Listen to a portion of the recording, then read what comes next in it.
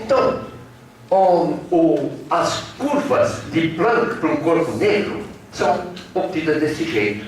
Então, eu pego um corpo negro, boto ele a 4.000 Kelvin, e a 4.000 Kelvin eu obtenho essa linha aqui. Passo a curva, eu tenho isso aqui. Essa é a curva de Planck para 4.000 Kelvin. Aí eu pego aquele mesmo corpo negro e esquento até 7.000 Kelvin. E faço a análise das linhas que ele emite, das cores que ele emite. Eu vou ter essa nova curva aqui. Então, com esses novos pontos aqui, e essa nova curva. Então, o que eu percebo? Eu percebo que um corpo negro, a temperatura de 4.000 Kelvin, emite o máximo num certo comprimento correspondente ao vermelho. Se eu pegar aquele mesmo corpo negro que aquecia a 7.000, ele vai emitir num comprimento de onda que corresponde àquele que é emitido por um corpo azul daquela temperatura. Só que percebe que o corpo azul emite o máximo aqui, mas depois aqui para lá ele muda bastante. Mas o máximo é aqui. Portanto, a linha de emissão de um corpo negro é aquela que pega o máximo em todos os comprimentos de onda. Alguém te chamado? Não, eu tinha chamado, Muito bom. Então, agora, eu posso fazer essas curvas de corpo negro para diversas temperaturas. Então, o que eu verifico? Que, por exemplo, a uns 300 Kelvin corresponde mais ou menos a uns 27 Celsius. A uns 27 Celsius, percebe que a maior parte da energia é emitida num comprimento de onda de 10 micrômetros. Antes a gente chamava de micron, mas o micron foi abolido. Então não existe mais micron, é micrômetro. Assim, indica assim, é micrômetro. Então, por volta aqui do 10 micrômetros. Só que a cor, portanto, eu não enxergo. Eu só enxergo entre 0,4 e 0,8 microns. Isto daqui, a 300 Kelvin, é calor.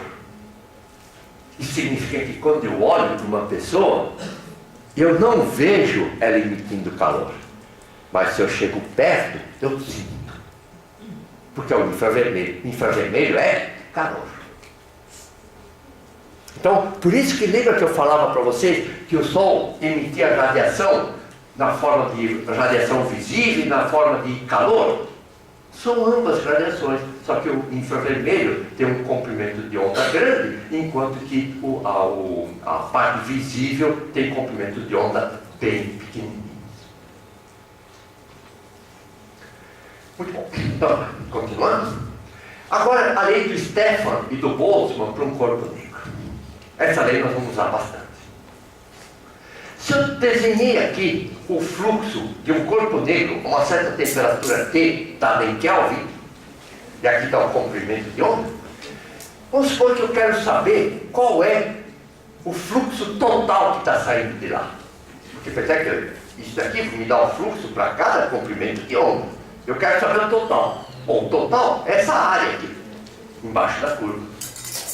E essa área, então, é que o Stefan e o Boltzmann chegaram a essa conclusão que o fluxo total emitido é esta área total, e esta área total é dada, então, pela lei de Stefan e Boltzmann, da seguinte forma. Quando eu tenho aqui o corpo a 4.000 graus, 4.000 Kelvin, tem esse outro corpo aqui a 7.000 Kelvin, e eles verificaram, bom, é claro que dá para ver, né, nitidamente, que esse aqui está emitindo mais energia, quer dizer, a área total embaixo do azul é maior do que a área total embaixo do vermelho. E o que eles verificaram então é o seguinte, que o fluxo total é proporcional à quarta potência da temperatura absoluta. Onde essa constante de proporcionalidade, o sigma, se chama constante de Boltzmann. Então isso significa o seguinte, se uma esteira tiver uma temperatura dobro da outra, então o dobro elevado à quarta vai dar 16 vezes mais. Então, uma esteira que tem o dobro da temperatura, do mesmo tamanho, vai emitir 16 vezes mais energia. Muito bom. Então, as curvas de corpo negro estão aqui assim. Então, T1, T2, T3. Então, em cada uma dessas aqui, eu tenho a curva a uma determinada temperatura. Muito bem. Agora eu quero determinar a temperatura de uma estrela. Como não tem jeito, né, de ir lá e botar o termômetro embaixo do bracinho da esteira, na boquinha lá da esteira, eu tenho que arranjar um outro processo. E esse processo é o seguinte. Eu não vou pegar uma esteira qualquer, vou pegar o Sol primeiro. Vou pegar o Sol e vou fazer o seguinte, vou apontar para o Sol, vou trocando os filtros aqui, e no meu fotômetro eu vou medir em cada comprimento de onda qual é a quantidade de luz que o Sol está fazendo chegar para mim. E quando eu faço isso, eu tenho essa curva malucona aqui. Fala, isso aqui não tem nada a ver com aquelas curvas que nós vimos até agora, não. Mas eu sou insistente. Será que não tem jeito de dar uma cozinhada? Tudo bem, então o que eu começo a fazer? Eu pego um monte, pego cada uma dessas curvas aqui e vou tentando ver se alguma delas encaixa aqui de alguma forma. É claro que não vai encaixar direito. Então eu procuro ver aquela que melhor se encaixa. E eu descubro que, olha, esta daqui, a 6.000 Kelvin, mais ou menos, bate. É claro que aqui não bateu, não. É verdade, aqui deu um pouquinho para baixo, aqui deu um pouco para cima. Aqui deu para baixo, mas lá deu para cima. Aqui deu para baixo. Quer dizer, um vai mais ou menos compensando o outro. De tal forma que o que a gente vai dizer é que parece que a melhor curva de corpo negro que a gente consegue fazer passar aqui pelo Sol é a curva de corpo negro a 6.000 Kelvin. E aí, o que a gente vai dizer? A gente vai comparar a estrela ao corpo negro, dizendo então o seguinte: do ponto de vista de emissão de energia, uma estrela parece se comportar como um corpo negro. Lembra que a curva azul lá, mais ou menos bateu lá. Então, eu vou dizer que a temperatura superficial efetiva de uma estrela, quer dizer, eu não tenho certeza se é essa mesmo, mas a efetiva, que é definida como temperatura superficial efetiva, é definida como sendo a temperatura de um corpo negro que emite energia com a mesma potência que a estrela está emitindo. Conclusão, eu procuro uma curva de corpo negro que se adapte à curva emitida pela estrela e vou dizer então que a temperatura daquela estrela é igual à temperatura do corpo negro que melhor fornece a curva que adapta daquela estrela. Então, a temperatura efetiva de uma estrela, a partir de agora, é a temperatura do corpo negro, cuja curva de emissão melhor se adapta à curva de emissão da estrela. É assim que a gente determina a temperatura da estrela. Geralmente a gente não foi lá para medir. Como a gente não tem outro jeito de obter, essa é a maneira de obter a temperatura de uma estrela. Tá certo?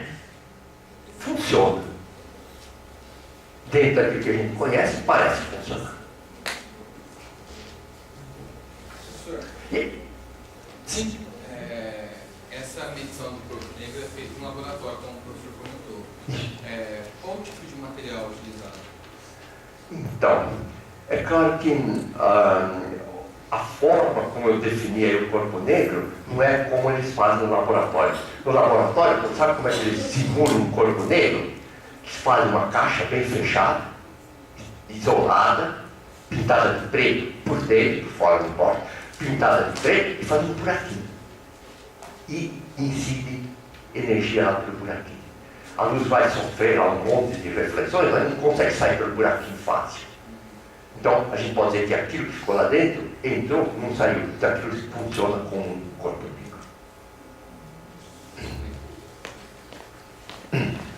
Muito bom.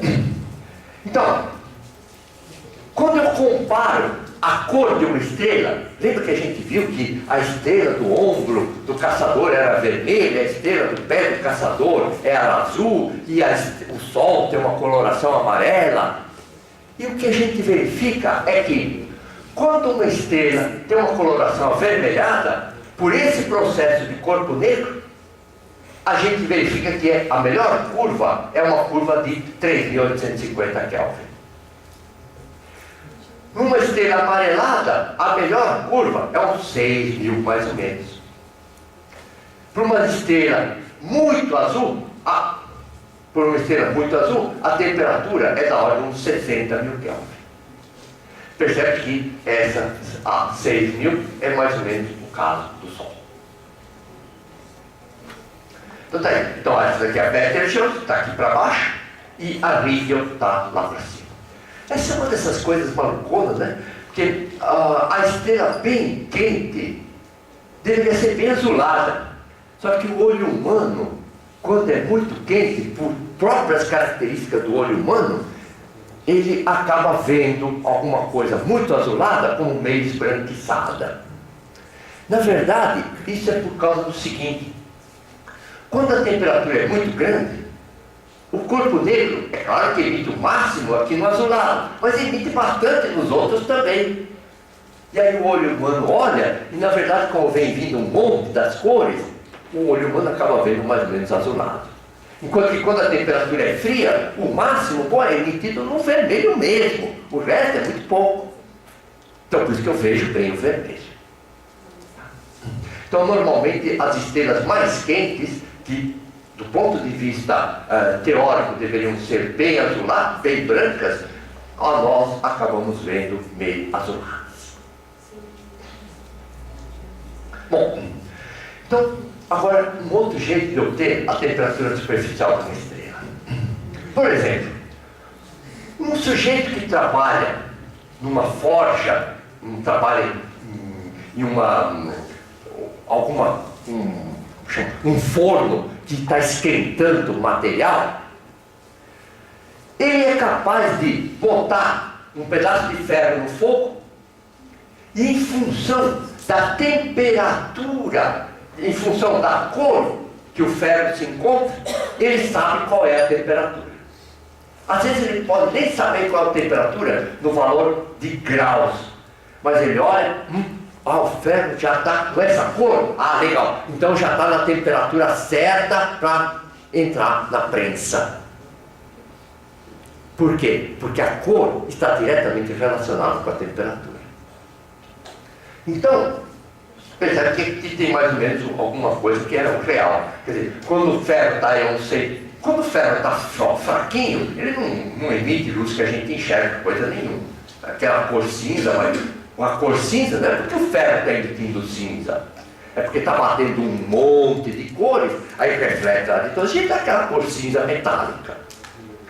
O ferro começa a emitir energia que eu vejo quando ele começa a ficar avermelhado. Aí conforme eu vou esquentando, ele vai ficando cada vez mais alaranjado, amarelado, até chegar branco. Então aqui eu tenho a 600 graus Celsius, a 600 graus Celsius, mais ou menos ele é avermelhado, aí conforme a temperatura vai subindo, ele vai ficando cada vez mais amarelado, quase esbranquiçado.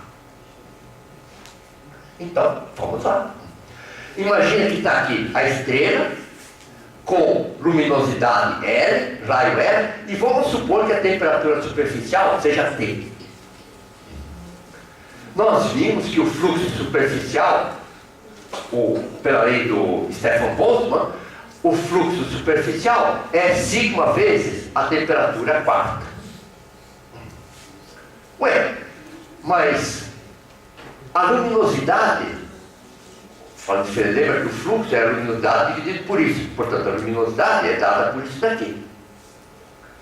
Só que a luminosidade, lembra que é a potência emitida pela estrela toda. Então, o fluxo, que é dado por sigma até a quarta, eu vou substituir no lugar do fluxo isso daqui. Então, olha só, se de alguma forma, que nós já vimos, eu determinei a luminosidade da estrela. Se eu souber o tamanho da estrela, eu sei a temperatura dela. E se por um outro lado eu souber a luminosidade e pela cor da estrela eu souber a temperatura, eu determino o raio da estrela. Então percebe que são coisinhas simples e que a gente acaba obtendo aquelas informações que antes de ver isso a gente fica pensando, como é que será que o cara sabe que o raio da estrela é tanto? Facinho. Mediu lá uma magnitude, que nós já vimos. Mediu a magnitude, aí obteve a luminosidade, tendo a luminosidade, olhou para a estrela, vermelha, deve ser uns 4.000 graus, bota os 4.000 Kelvin, bota os 4.000 aqui e acha o raio da estrela. Ou pergunta aproximada, né? Claro. Pois não. Essas cores, essas medições de cores não se Desculpa, não consigo. Repete, por favor. Isso é outra coisa. A pergunta dele é a seguinte, mas essas cores não têm alguma coisa a ver com o efeito Doppler? Veremos. Pode ter. Mas nós vamos ver já. Se tiver, a gente corrige. Muito bom. Aí o Wien descobriu uma coisa interessante para Chuchu, que facilita a vida da gente. Então, eu pego uma estrela que está lá a uma certa temperatura, ou corpo negro no laboratório, que está a uma certa temperatura, e verifico qual é a curva. E verifico que o máximo da curva deu aqui assim. Legal. Aí eu pego um corpo a 7.000 Kelvin e verifico que o máximo da curva deu aqui.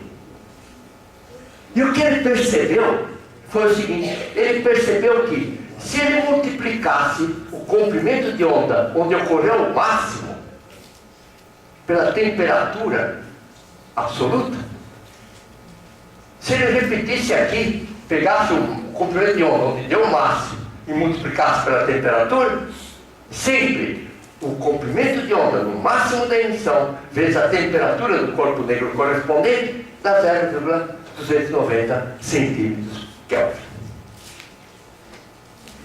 Legal!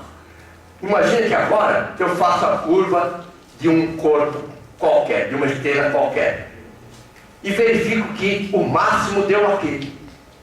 Desço aqui, o máximo deu nesse comprimento de onda. Entro aqui no comprimento de onda e determino a temperatura da estrela. Direto.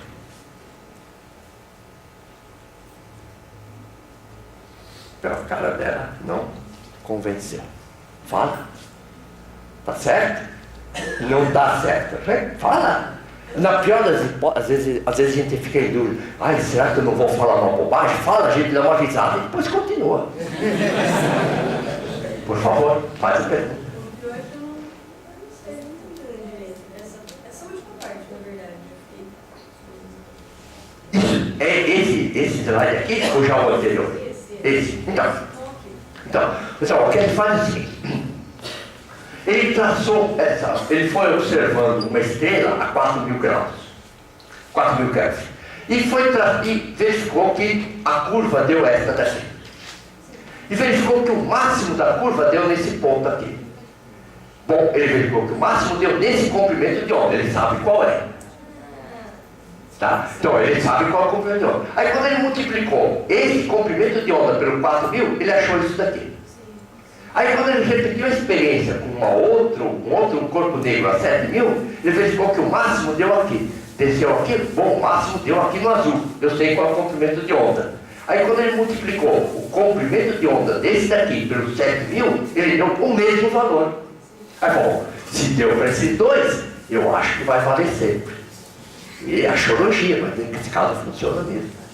De tal forma que agora, quando ele tem uma estrela cuja temperatura ele não conhece, ele traça a curva. Então, traça a curva e vamos supor que deu essa daqui. Só que ele não sabe a temperatura.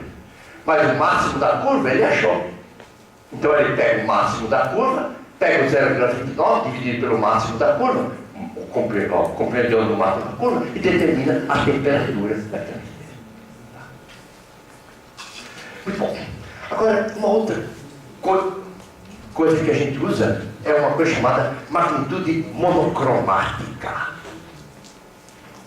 Mono significa um, né? Cromática, cor. Então, monocromática significa de uma única cor. Bom, então imagina que está aqui o espectro, que vai ver lá do ultravioleta até o infravermelho, entre o violeta e o vermelho, aquilo que a gente enxerga. E tudo isso daqui, bom, forma todas as cores. Mas eu quero um pedacinho muito pequenininho. Se eu falasse, bom, a cor azul. Bom, a cor azul é tudo isso daqui. A cor verde é tudo isso daqui. Mas não, eu quero realmente um pedacinho do verde. Na verdade, eu gostaria de pegar só um único comprimento de onda da verde. Não temos tecnologia para isso. As nossas lentes, os nossos filtros não conseguem deixar passar só um comprimento de onda. Eles deixam passar uma banda de comprimento de onda. Uma banda fininha. Então, por exemplo, eu pego aqui, centrado num certo comprimento de onda, com uma certa bandinha, o tão pequenininha, o tão estreita possível, o quanto o meu sistema de detecção permite. Então, a gente diz que aquilo que vem deste pedacinho aqui, bem estreitinho, representa aquilo que a gente chama de uma magnitude monocromática. Então, a gente faz o seguinte, ó, boto o meu filtro, que só está deixando passar um pedacinho aqui do espectro. Sabe aquele pedacinho chamado siqueirinha? Siqueirinha, né, significa tão pequeno quanto siqueira. Então, esse daqui. Então, quanto pequeno a gente siqueira, significa que é um siqueirinha. Então, siqueirinha dá de um espectro. Então, a gente pega um siqueirinha do espectro e bota um filtro que só deixa passar aquele siqueirinha.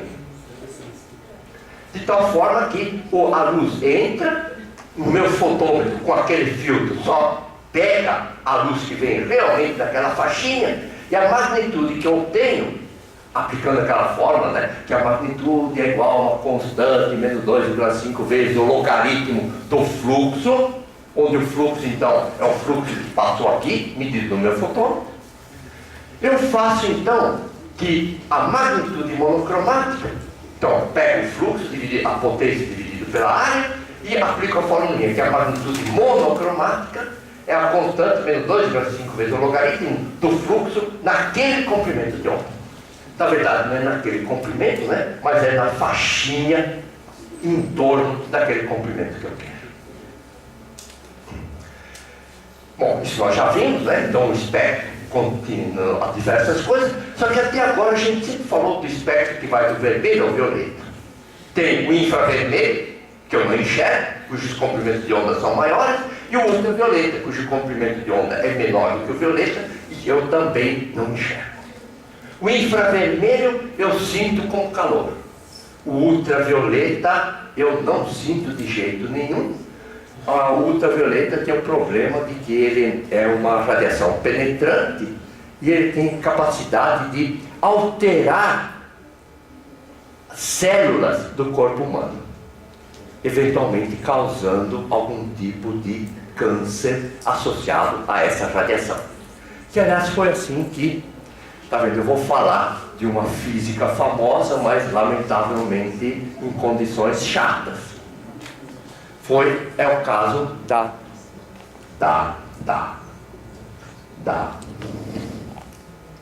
acabando. Bom, tudo bem. Então, é o caso. Cortou. Então, é o caso da Marie Curie, lembra? A Marie Curie trabalhou muito com substâncias radiativas. E ela não sabia dos efeitos deletérios daquela época. E andava lá com um pedacinho, lá num bolsinho, lá como souvenir do trabalho dela.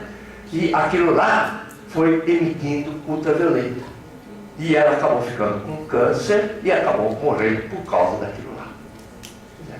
Então percebe que o ultravioleta é uma radiação ruim do corpo humano. quem faz biologia conhece muito bem, né? Que, por exemplo, para esterilizar certas coisas, a gente coloca num forninho de ondas ultravioleta. Tá? Então, acaba exterminando qualquer bichinho que está lá.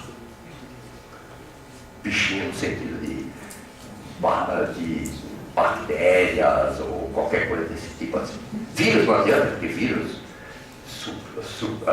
consegue suportar qualquer droga que a gente fazia, até um pisão assim, ele consegue suportar. Muito bom. Então, agora tem um probleminha.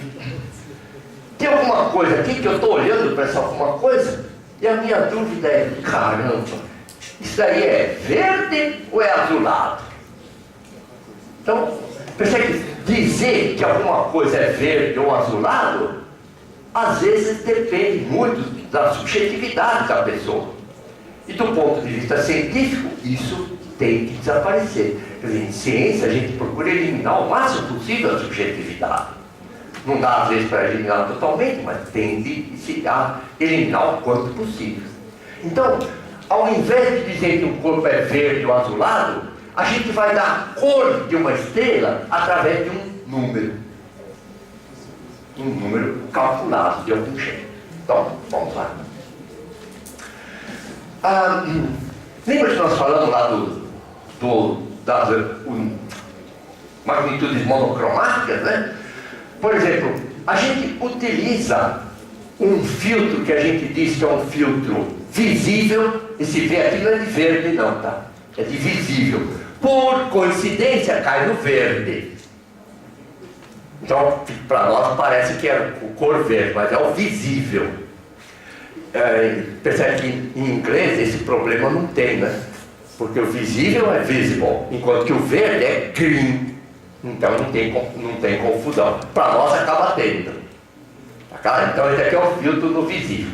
Então o filtro no visível, que por coincidência está no verde, tem um comprimento de onda de mais ou menos 5.500 angstroms e uma largura que é a melhor que a gente consegue do ponto de vista técnico hoje, é alguma coisa como uma largura de uns 890 angstroms.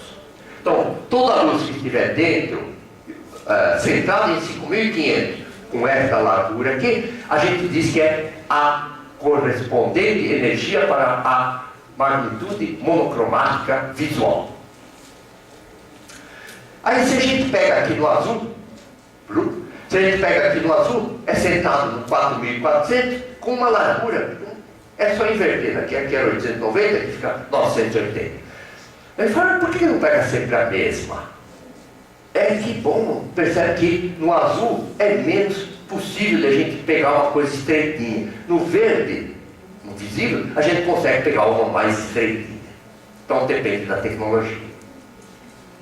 E finalmente, quando a gente pega no ultravioleta, por volta de 3.650 angstroms, com uma largura de 680 angstroms. Muito bom. Então, quando eu calculo a magnitude aparente em função desta energia que vem destas faixinhas, a gente vai obter a magnitude aparente do ultravioleta, que a gente costuma representar por U, magnitude aparente, U minúsculo, a magnitude do azul representa por B, a magnitude no visual representa por V. Se a gente fizer isso com magnitudes absolutas, é a mesma coisa, só que com letras maiúsculas. Do ponto de vista prático, não vai fazer diferença nenhuma, porque a gente vai estar interessado na diferença dos dois. E a diferença dos dois não importa se é absoluta ou aparente. Então, o índice de cor, ou simplesmente cor, é definida da seguinte forma. O índice de cor é a diferença entre duas magnitudes. No caso aqui, duas magnitudes aparentes. Ou aqui, duas magnitudes absolutas. O resultado é o mesmo. E a ordem dessa diferença é que o comprimento de onda do M1 aqui é sempre menor do que do M2. Ou seja, eu posso ter índice de cor U menos B, B menos V, por exemplo. É isso que a gente costuma usar em astronomia. O U menos B e o B menos V. Percebe, U menos B dá um certo valor. B menos V vai dar um pouco. Então, olha lá, eu posso fazer uma relação entre o U menos B e o B menos V. Então eu faço o seguinte, ó. Num observatório rico, eu tenho todos os filtros disponíveis. Então eu posso calcular o U e o B, eu tenho filtros para o U e para o B, e eu posso calcular esse índice de cor U menos B e B menos V. Então eu tenho aqui o B menos V e o U menos B. E eu tenho aqui a curva que relaciona aquelas duas medidas. Muito bom. Agora, imagine lá que eu vou. Eu desconfio que o bolo já deu o bolo aqui. Então, nós vamos parar. O Gabriel tem alguma informação para vocês. A gente volta depois do café. Pessoal, só lembrando que hoje, às 7 horas, né? Às 7 horas nós temos atendimento público lá no observatório. Nós iremos receber vocês lá, estão todos convidados. Para quem não sabe como ir, lá no site da astroreceita.com.br